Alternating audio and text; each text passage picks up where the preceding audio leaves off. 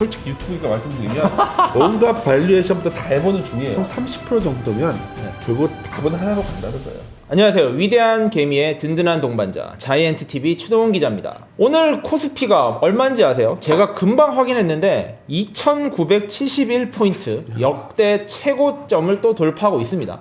자, 오늘은 윤지호 이베스트 투자증권 리서치 센터장님을 모시고 이 현재 상황에 대해서 한번 면밀하게 검사를 해보겠습니다. 현재 상황 어떻게 좀 진단을 하시나요? 우리가 이제 안 가본 길을 가고 있는 거다. 네. 이런 전제를 깔고서 시장을 바라보기 시작하면 이제 시작이다. 뭐 이런 논리도 나오는 거죠. 네네.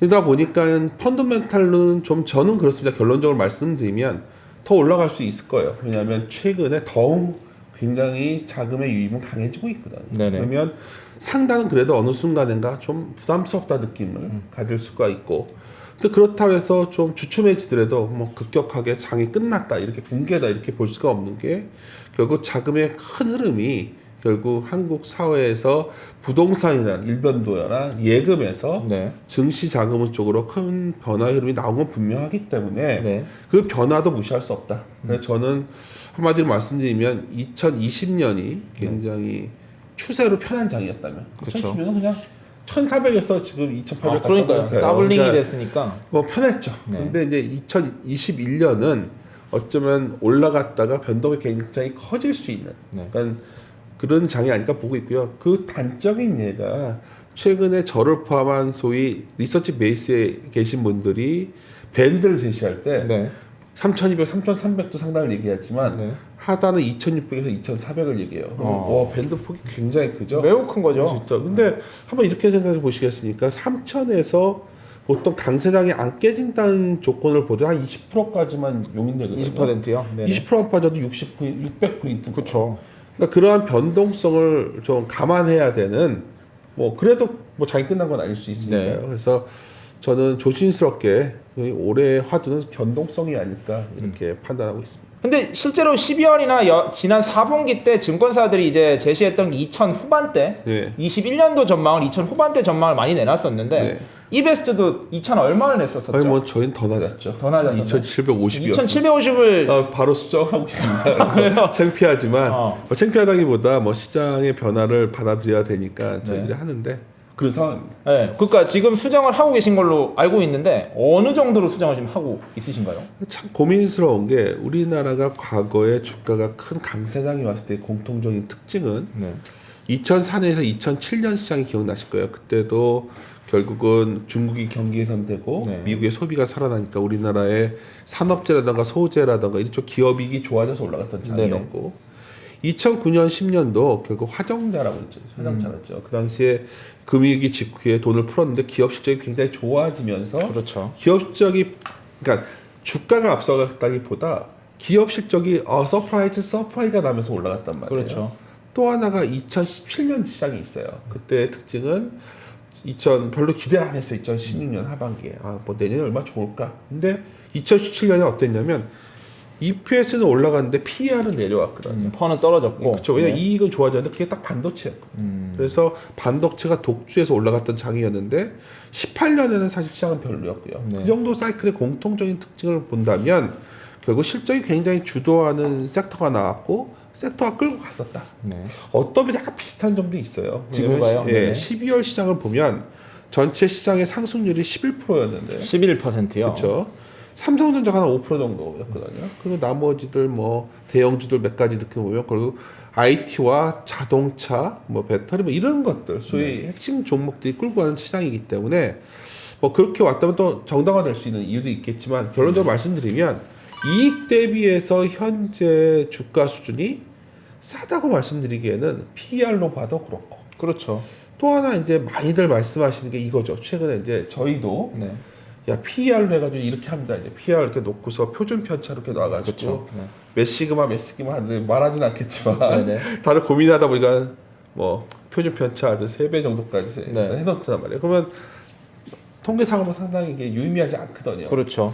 저희들도 다른 방식이 뭐가 있을까 해봤을 때 할 수 있는 게, 우리나라가 GDP 대비 1배 이상이 넘어갔던 때가 이제 우리나라 같은 경우에 네. 2017년에 한 1.2배 정도 됐었어요. 1.2배요. 네네. 그때가 탐론자 끌고 왔을 때. 아, 지금 좀 그렇게. 비슷하니까. 네네. 근데 지금 2022년, 그러니까 내년 말고 내후년의 GDP를 저희가 뭐 추정 여러 가지를 해보면 한 2,077조 원 정도 나와요. 거기에다가 1.22배 곱해주면 네. 그게 한 3,080입니다. 그러니까 3,080이요. 그쵸. 그러니까 3,000이라는 숫자가 또 GDP로 봐도 만만치 않고 그러니까 더 높여야겠으니까 저희는. 그렇죠. 뭔가 더 올라갈 것 같으니까 뭔가 숫자를 근거로 후행적으로 뭐 이게 솔직히 유튜브니까 말씀드리면 온갖 발리에이션부터 다 해보는 중이에요. 근데 이제 결론은 뭐냐면 뭐 그렇게 하면 이런 것도 가능해요. 일본도 시총 대비 GDP와 한국의 시총 대비 GDP를 어떤 과거 시기열로 놓고 보면 네.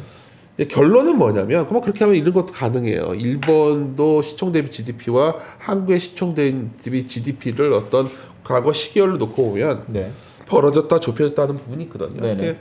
그렇게 설명하면 또 한 3,200, 300 나옵니다. 그래서 제가 드리고 싶은 말씀은 우리가 항상 워렌 버핏이 과거에 주주 서한에서 이런 멋진 표현을 썼어요. 네. 그러니까 우리가 보통 주시장이 강시장이 오면 댄스 파티라는 표현을 쓰잖아요. 무도회장이라는 표현을 쓰는데 거기에 무도회장의 시계에는 뭐가 없다고 그랬어요. 그게 뭔지 아십니까, 기자님?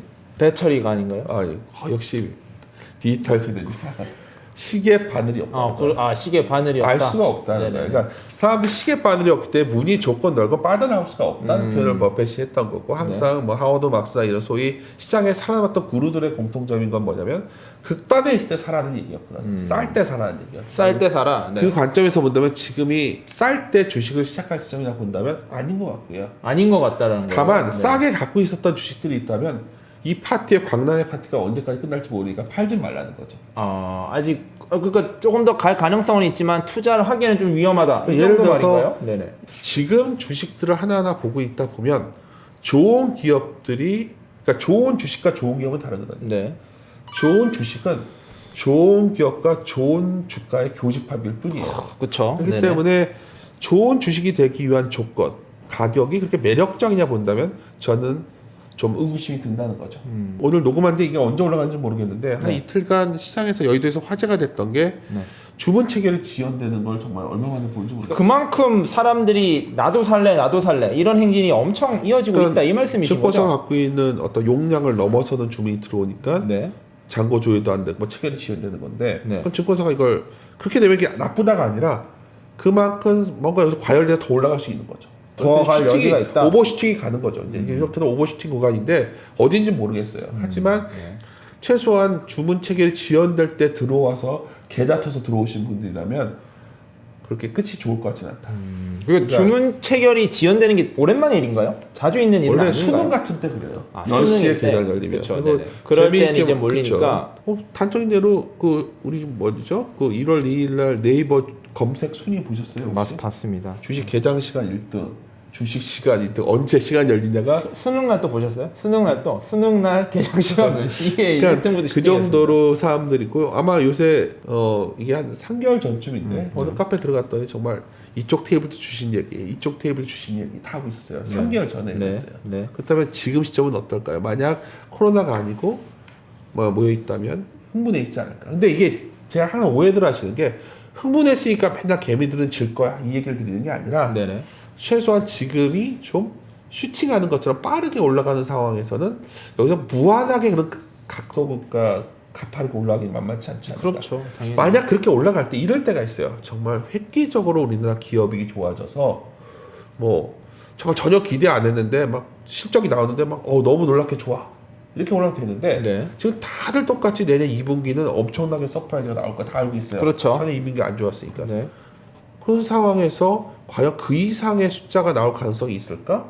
그건 자신이 없거든요. 그래서 이거를 종합적으로 좀 고려해야 되지 않을까 이게 좀 고민합니다. 결국에는 펀더멘탈의 이제 개선도 이루어지겠지만 그거를 뛰어넘는 그거를 이제 압도하는 유동성의 힘으로 시장이 계속 조금 더 가는 경향이 있다 이렇게 봐야 되는 거죠. 그렇죠. 작년에 전 세계에서 가장 강했던 시장이 나스닥이었고요. 네. 그 다음에 놀라게도 코스피였거든요.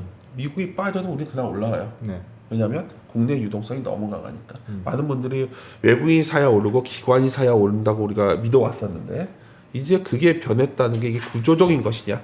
이거는 계속 우리가 던져야 될 질문 같습니다. 크게 말 추세라는 게 있고 변동성이 있는데 2020년이 저희 상승이라는 추세가 있었다면 네. 그게 지속되기 힘들다 봐요. 펀더멘탈이 계속 상당히 많을 겁니다. 누가 네. 뭐래도 실적이 나올 때마다 이 정도는 아닌데 뭐 사람들이 다 2분기 때 폭발할 거라 얘기하고 있는데 하죠. 네.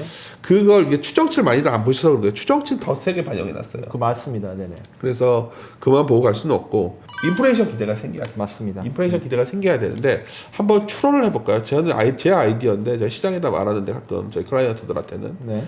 그러니까 작년 2분기에 유가가 마이너스 갈 때가 2분기였어요. 그렇죠. 굉장했죠. 그 기저가 너무 낮아서 2분기 한번 빵 떠요 그게.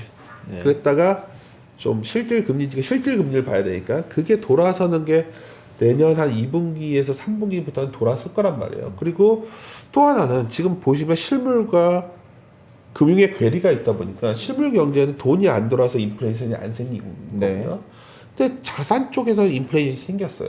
근데 주식만 이런 게 아니에요. 네네. 훨씬 더 큰 버블은 어디에 있냐면 채권 시장이에요. 채권 시장이요? 그럼요. 네. 사실 유럽에 있는 저 정말 재정 상태 보고 있으면 저 나라 국채를 왜 사는 나라가 마이너스 금리예요. 그러면 그게 명목적으로 제로 마이너스 금리니까 밸류에이션이 우리가 주식시장에 얼마를 줘도 상관이 없는 거죠. 그렇죠. 그러니까 채권 시장 버블이 너무 크죠. 최근에 비트코인도 난리예요. 그러니까 이 비트코인. 모든 위험 자산의 근원은 달러가 약했고 달러가 약했던 이유는 미국의 시장 금리가 유동성이죠. 네네. 시장 금리가 안 올라가니까 그런 거예요. 네네. 그래서 이게 언제 변수가 생기냐가 중요한데 시장이 그때 딱 생겼을 때 생기는 게 아니라 이러한 기대값이 언제 반영되냐가 중요하다고 본다면 저는 늦어도 3분기고요. 빠르면 2분기에 반영되기 시작할 것 같아요. 그렇다면 우리가 시장을 굉장히 폭발적으로 한번 소위 슈팅이 나오는 구간이 뭐 어떤 사람은 바이든 취임식이다 1월 10일이다 누구는 그렇죠. 뭐 공매도 무슨 날이다 온갖 얘기를 하고 있잖아요. 알 수 없다는 거고요. 그렇죠. 주가는 뭔가 약간 무도회장에 시계바늘이 없다고 했는데 시계바늘이 없어서 잘은 모르겠지만 취한 사람들은 많이 보인다는 거죠. 많이 취했죠. 만취한 상태, 만취한 상태이기 때문에 싸움을 걸면 안 돼요 이때는. 아, 좀 그런가요? 피해 다니면서 술을 마시면서 음악은 즐기시되 네네. 좀 가볍게 춤을 추시면서 문으로 나갈 준비를 좀 하고 계시는 게 낫지 않을까. 그러니까 이제 좀 나름의 출구 전략, 이제 집에 가서 잠을 잘 준비를 조금은 해야 될 필요가 있다는 말씀이시네요. 자고 나와서 다음날 오셔도 될 것 같아요. 다음날 오면 시장이 깨어나게. 그렇죠. 네네. 그래서 장이 완전히 끝날 것 같진 않아요. 센터장님은 그리고 보통 이제 현금도 종목이다. 네. 현금 전략에 대한 이야기를 많이 하셨는데 그렇다면 현재 이제 유동성이 과한 이제 현금 보유자들 어떻게 좀 움직여야 될까요? 현금을 그래도 이런 강세장에서도 어느 정도 갖고 있으면 중간중간에 여러 가지 순환도 있고 네. 또 언제 시작될지 모르는 조정일 때 네. 버틸 수가 있는 거죠. 저는 이제 최소한 레버리지를 풀로 가져가는 건 적절치 않다. 지금은 특히나 더욱 그런 부분을 주의가 해야 된다는 거죠. 이게 뭐 먹을 때는 수익이 많이 나겠지만 결국 어느 순간인가 시장이 이러한 위험률을 어느 날 인식하기 시작하거든요. 네네네. 참 신기한 거는 우리가 다 알고 있던 위험이 어느 날 재해석되면서 시장을 굉장히 억누를 때가 나옵니다.